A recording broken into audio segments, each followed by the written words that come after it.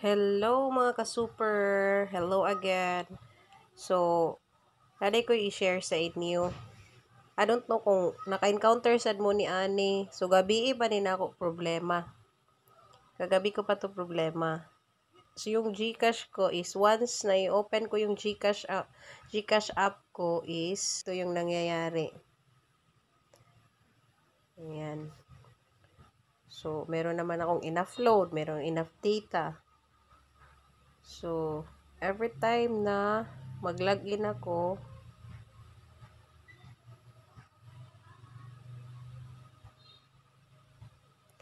ano, gabi pa ni siya. Something went wrong. Na, bot nga nung naunsa na jud ni oy.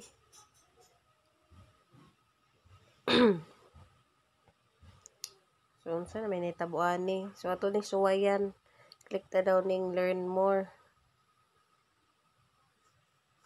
So, usa ni sa ato issue kaning login. Na advisory dire January 25. Oh, magbutang og karon ba nga year. Karon pasad ko kabasa. Ngayon ko lang nabasa yung advisory na to kung hindi pa nagloko tong GCash. Kagabi ko pa to problema. So, if you can't log into your GCash app, please remember, do not uninstall or reinstall.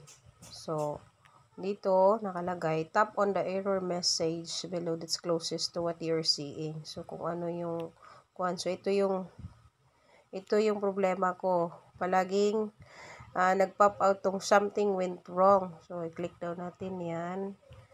So, something went wrong. Here are some easy ways you can troubleshoot the app issue you might be facing. So, pili ka dito sa mga ways daw na pwede natin i-troubleshoot yung problem natin. Kasi hindi tayo makalagin. So, pwedeng i-switch your mobile number, change your network connection, close and restart, update your GCash app. So, kanina, in-update ko na yung GCash app ko. Tapos na. So, merong nagsabi sa akin na i-clear daw yung app. Ito. Tapos, so, ang gagawin, clear up kasi. So, pupunta tayo sa settings. Then, punta na tayo sa app manager. Tapos, hanapin natin yung internal storage. So, i-try natin. Settings. So, dito tayo sa settings.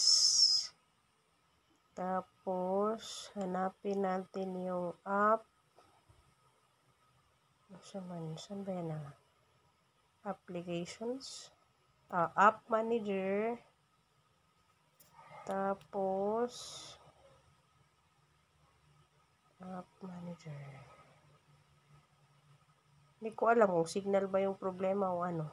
App manager. Tapos yung sunod, tap GCash. GCash. Yan, GCash. Tap natin GCash. Tapos, internal storage niya. Clear kasi. Saan man yung internal storage? Internal storage. Tapos, clear. Ayan. Next na natin nagawa. So, balik tayo sa GCash app. Check natin. Buka natin. Oh, ganun pa rin. Ganun. Ganun pa rin. Direta. Tapos, balik na. So, i-try naman natin. Tapos, trinay ko na tong update your GCash.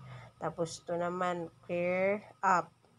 Try daw natin. Kanina din is, ni-close and restart the GCash app. Tapos ko na, close and restart. Tapos ko na ginawa. Ito naman, switch your mobile number. Open the GCash app and tap the arrow side below your number to proceed to switch accounts. Enter your GCash number and log in via MPIN or biometrics. Sige, itry natin. Try nga natin. So, open the GCash app. Sige, balik tayo ha. Ito, open GCash app. Switch number. Proceed. Tapos, enter the number.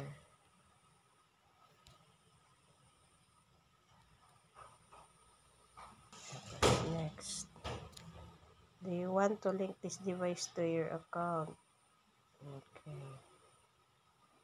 Tapos, enter.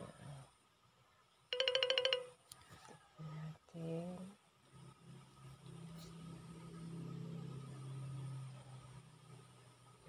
So, subukan na natin. Try natin mag-login ulit. Matalaga to sa GCash. Sana ma-okay na. Ayun! Okay na. Ay, nako. Ay, salamat. Okay na dyan down. Ayan, na-open na natin yung ating GCash.